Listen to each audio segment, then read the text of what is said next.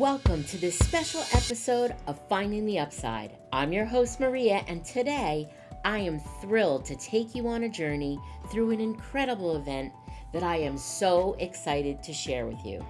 The Revive and Thrive Empowerment Summit is an event that I hosted in Northern New Jersey this past June.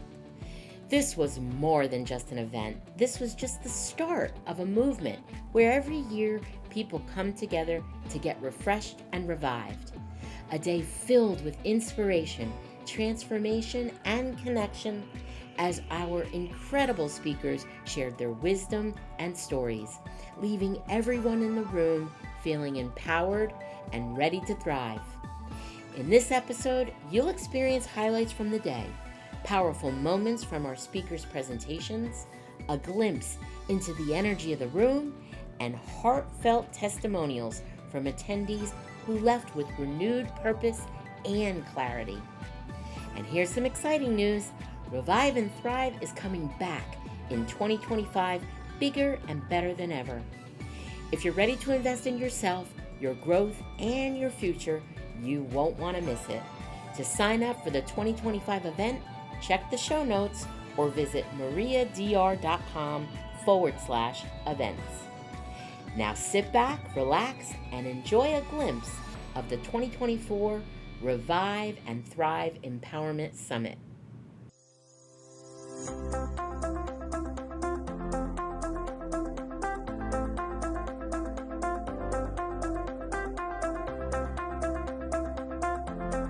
You excited to have an impactful day? My friend of yours, Maria.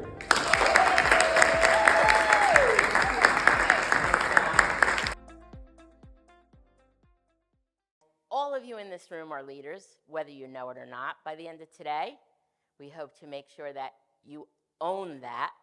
But I want to talk this morning about choosing to stand out to lead. And I'll explain what that means. But many of you have heard me say before, I own being a rebel leader because I do not follow the traditional business model. I've always done that. And even more so today, stepping into that and empowering others to do the same. So, with that being said, most people believe that leadership is about power, title, position, and authority. That's a lie. I'm Maria, and I help leaders go against the grain of corporate think to create cultures of belonging and high performance.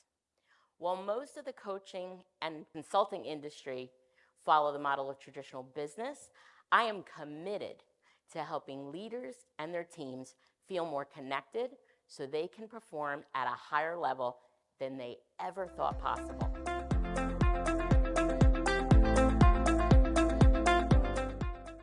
So I'm so happy to have attended today. Maria and I have known each other since we were Girl Scouts, young girls, 4-H and things like that. So we've been empowered as young ladies. So the greatest takeaway today is that as women, we're all in a leadership role. So not to take ourselves for granted, and just a pleasant reminder of how we lead the way and that someone's always watching us no matter where we go. So I'm really grateful to have been here today. Well, it's our duty in life to find out what we're good at and even what we're not, where we succeed and even where we fail, things that make us laugh and things that make us cry. This could take a lifetime. It doesn't happen overnight to figure this out. And when you figure it out, your service will find you. So I'm here to share with you just a simple approach, and it's very simple. I'm a simple person, so like the makeup and stuff today, I'm like, well, this is way out of my comfort zone. But it's simple, and I know that we know these things, but as a teacher, I try to teach my students how the simple things in life, and somebody said it, those make a huge impact for others. Servant leadership was first proposed in 1970 by a man named Robert Greenleaf. Greenleaf's definition of servant leadership is it's a philosophy and set of practices that enrich the lives of individuals, builds better organizations, which is what Maria talked about, and ultimately creates a more just and caring world. We need a more just and caring world, especially in the times that we're in. My definition of service is connecting your passion to someone else's need. We all have needs. It might be a huge need, it might be a little need, but just connect your passion to that need and something that makes life better for another beating heart. It's simple.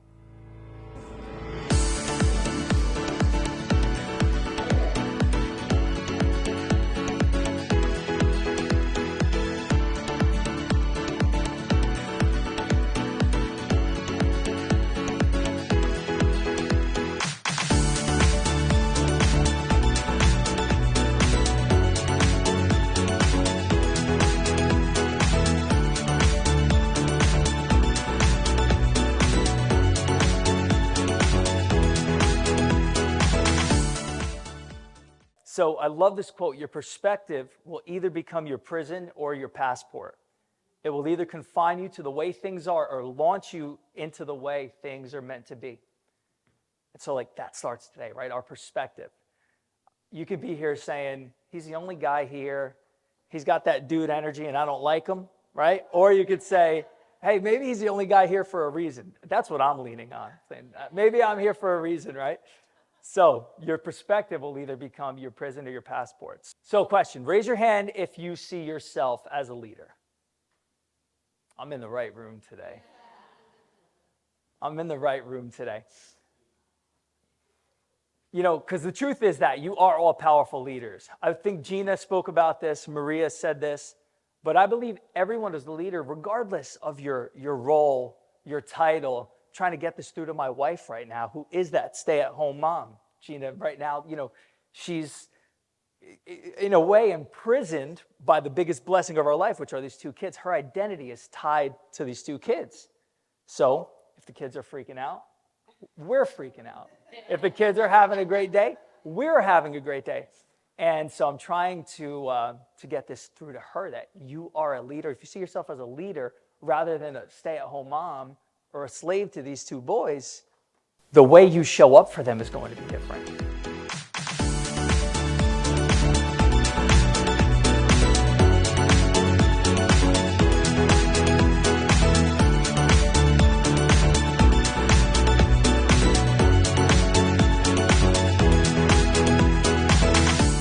My experience today was way more than I even expected. I had pretty high expectations, but I loved the energy of the room. I was actually the only male speaker in the room, and I think there was something really special about that, from getting the input, the feedback from such powerful women. I think was such an amazing part of the day, and something that really left an impression and a mark with me. And one of my biggest takeaways was the different ways that burnout can come out of you. And so I think my level of self-awareness around stress and burnout as an entrepreneur, I really appreciated what I took from that talk today. So decision fatigue, what is it? It's kind of this psychological phenomenon that surrounds us, a person's ability to make decisions, right? We have a finite resource to make decisions. And that's the big ones and the small ones. The life and death ones, obviously, I feel like they take a bigger toll on our mental capacity. But every single decision we make, whether we even know we're making them, impacts what's next. That finite resource, right, impacts the decisions we make later in the day. And what I've come to know recently is that when we experience grief and loss and trauma, your resource is even more limited. It might mean that you could make one decision in a day, and that's it. And there's no judgment. There's no shame. There's no self-reflection needed in that moment when you're making that single decision in that time of grief. So research tells us we make 35,000 decisions a day. That's a lot. Basically, we're making one decision every 2 seconds. And according to research at Cornell, we make 227 of them about food. So just imagine that we're making a lot of decisions, right? Our bodies automate so much of it, but it starts with, I wake up, should I get out of bed this morning? How much longer can I sleep in and not be late? Do I have time to put gas in the car? Should I go work out? And if I am, what time am I going to do it? Who's taking the kids to practice tonight? All these things are rushing through our heads, and we haven't even sat up out of bed yet. Our brains are already at work getting stressed before we've even stepped foot. For me, knowing that I was going to go to work and make a lot of decisions, I had to come up with some strategies. I had to decide, like, how is this going to look? I noticed that the more crazy my life got, as I was being mindful about the decisions I was making, the calmer things were.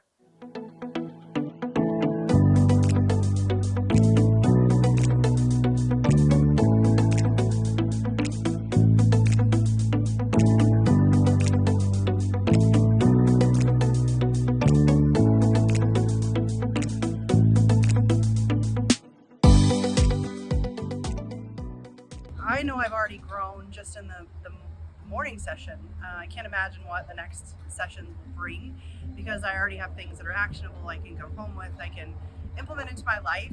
And so I'm so encouraged for the future events that Maria does, because I know that it's always over the top. It's always bigger than life, which is kind of Maria. She's bigger than life, and so much goodness in all of it as well. We have these big wounds and we're putting little Band-Aids, no matter how pretty they are, Wonder Woman Band-Aids, Elmo Band-Aids, whatever, gets you excited. But they're not helping us solve the problem from the root cause. In my world, everything goes deep. We get to the root cause, because that's where the change happens for good. And this is where I want to introduce you to my signature framework. I call it the PFH framework, and it stands for peel, feel, and heal. Because when we take the time to peel the layers of our old conditioning, we feel emotions that might not be comfortable. And when we sit with those emotions, we start to heal the pain that all of that conditioning has caused us. So we're going to work together to really do some work, because we listen to a lot of information. We're living in a world where we have hyperconnectivity and information overload, right? You could Google how to de-stress. You could Google how to find inner peace, right? But the thing is, information doesn't create change.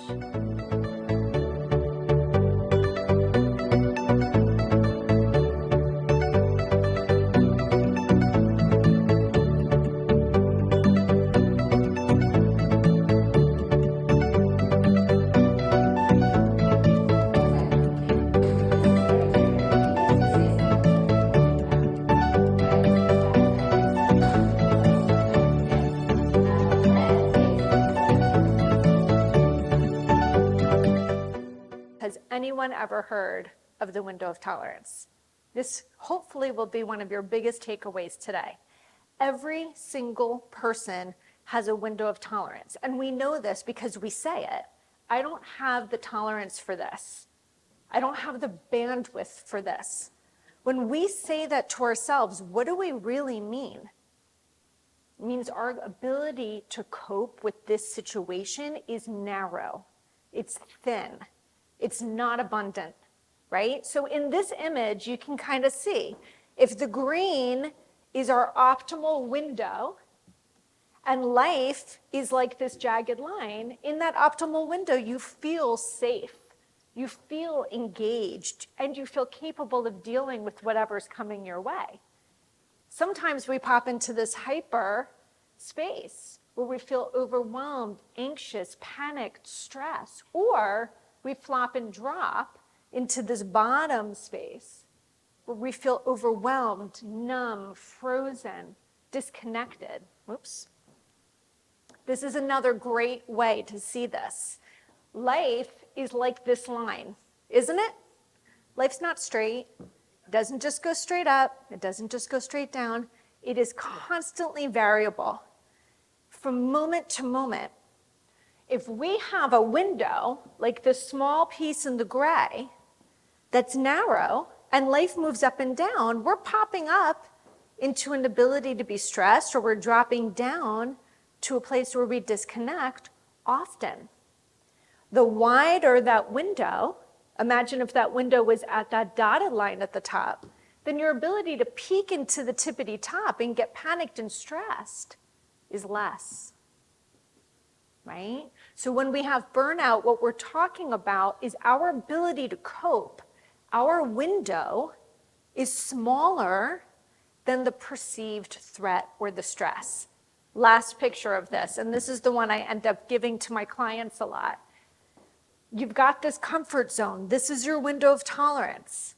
The things that shrink the window are our stressors. They're unconscious thoughts or beliefs that don't support us, right? And a lot of those are actually developed in childhood.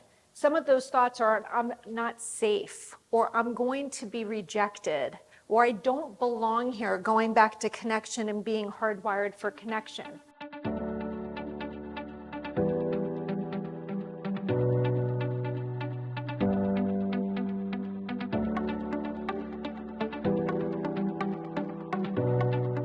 Overall, today has completely exceeded my expectations. I have learned something, some little nugget, some little aha from every speaker. And it's amazing to me how coordinated, or how the presentations have all fit together, this thread that's been carried through this theme. We have this inner knowing, but in the process of dealing with our conditioning or the trauma that comes with it, we lose that. We lose touch with ourselves. And then what happens from a spiritual perspective, what I'll tell you what happens is that we attract more and more and more of the same experiences until we find a way to go back to that inner knowing and then just deal with what is going on, right? But that again requires the peel, feel, heal, right? Yeah. But you have to deal with it, otherwise it's going to keep coming back. One of the areas that I specialize in is something known as parts work. And we're all made up of a lot of parts. And you all know it. There's a part of me that wants to do this, and there's a part of me that wants to do that. We've been using that language from the get. One of the things I didn't cover in my presentation is the Greek word, the root for the word trauma is wound. And really what trauma is a set of unhealed wounds that are still impacting you after the event occurred. When we talk about parts, and we all have hundreds of parts, there's a mantra for our protective part. And the mantra is never again. Hands down.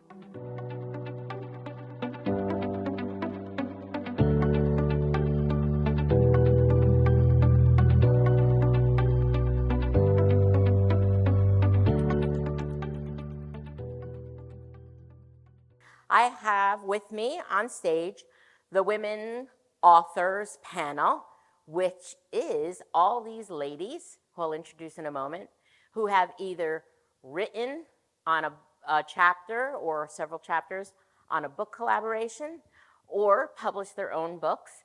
So all of us are authors. So I've asked them to come and share their experience for the sole purpose of helping other people see if writing a book is something in your desires, that it is possible for you. And we are all going to share parts of our story of how that came to be, because I will say, I'll start off myself, I never thought about being an author. And it was somebody who instilled the belief in myself to do that. How I did it was different than I thought it would happen, but the possibility of it. So we're going to discuss that.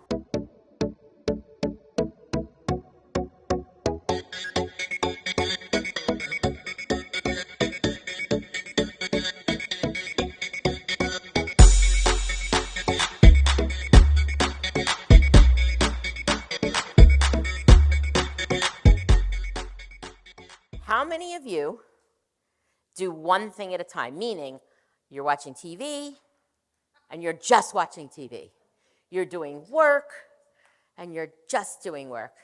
You're cooking, you're just cooking. You're talking to your family, and you're just talking to your family. Anyone? No, no. Okay, why is that? Why is that? There's so much to consume. Okay, so much to consume, absolutely. There are so many things vying for our attention.